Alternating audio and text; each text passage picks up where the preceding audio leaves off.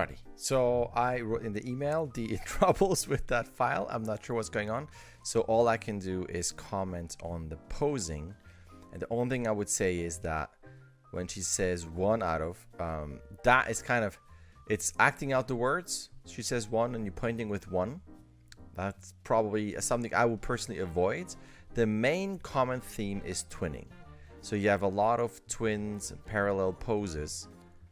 A lot of arm gestures, you know, posed again, twins. That's a bit offset, but it's still both arms.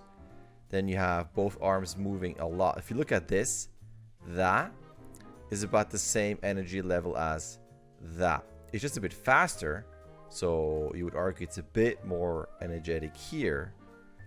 But then posing wise, if it's bigger in terms of how far she goes. So I'd be very careful with, from the very beginning, you have the very high level, and at the end, maybe a bit more.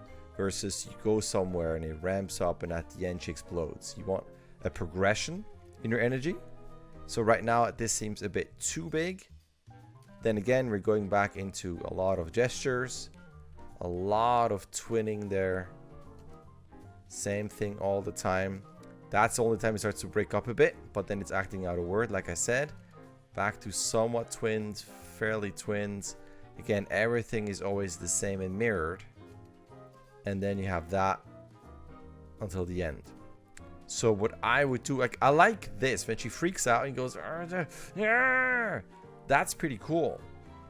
But I would be careful. Like, to me, that's the biggest, you know, like the outbreak in terms of energy.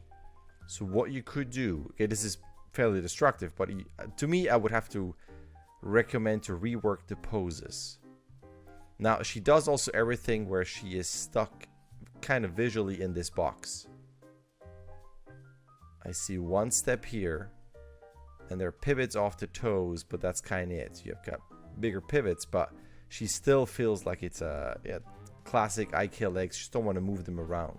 So to me, with all the energy, what I will personally recommend is, and even if you have someone, if that is a kid sitting on the bench, if that's another adult sitting somewhere not paying attention, or legs crossed doing something else, whatever you want to do, I would find a way to give her more space. If that's the backside, not far away you want to go, but you know, she might start here, but consider moving her left, right in screen space, but also depth-wise away from the camera. So she might say something, but again, I wouldn't go this far, because again, that type of energy level is very similar to this, if I go back and forth, right?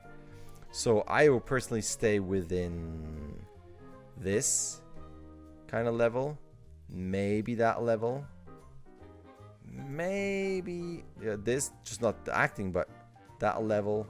Again, that seems almost big. That's not too bad. Maybe that up here. So everything is still contained up here. So at least you have contrast of everything's up here. But then at the end, I will probably bring these arms lower so that things are concentrated on the bottom section. So that's kind of what I would work on. Think that could be one way. We end another way. You have two distinct sections. And then have her address the character, whatever. Then she can turn around and walk away and then not look at him or her. And then go back. And then maybe walk away. And then come back. It's basically one of my favorite scenes here. How are you paying for all that? Turn the sound off here. But if you look at, imagine they're all in the same frame. What I want you to look at is how far she goes. And by she, I mean here. So she gets closer. She starts invading, you know, the personal space. There's a bit of a crossover there. There's a lot of eye contact and confrontation, getting closer. You got that moment here as she lets out her frustrations.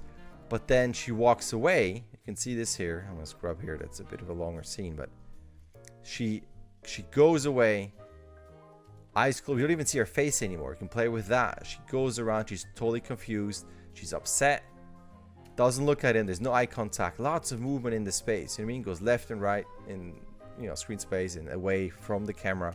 And then she has those moments here where she starts counting. She's trying to regain control over the situation. You can see how she stops moving around.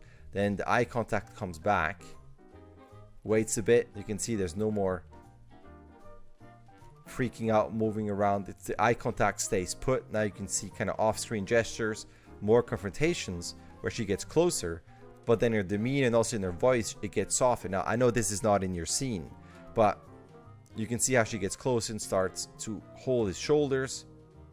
And then you got that moment here of right there, where it gets a bit softer. And then as he has the response that, nope, there's nothing I can do, you know, there's a bit of a tilt in the head and so on and so on. So that to me is, what if even in her, you know, she's, the audio level is fairly high. She's very high energy throughout the audio. But imagine someone is, again, sitting or standing. What if she still comes closer? Maybe puts her arms on the shoulders, goes away, or maybe that person is reading something, not paying attention. She comes closer and takes the book away. And then maybe it not slams it down. Maybe there's a table and she puts it down and it comes back and tries to explain things. Maybe there's another table and the guy or whoever picked up something else and she keeps taking things away. You know what I mean? Like, I would think in terms of what could you do with a character with secondary action, some business. Who is going to be here? Is that going to be a child, an adult, a pet, a plant?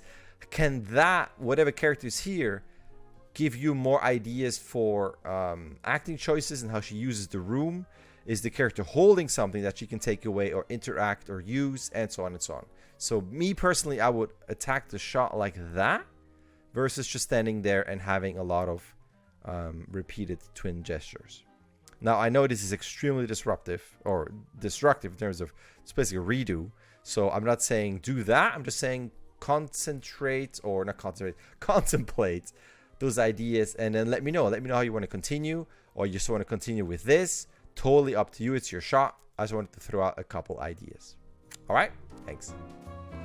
All right. There's an email. You can sign up. You can start whenever you want. You can submit whenever you want. You get 16 submissions. Either way, a like and subscribe would be awesome. All right. Thank you.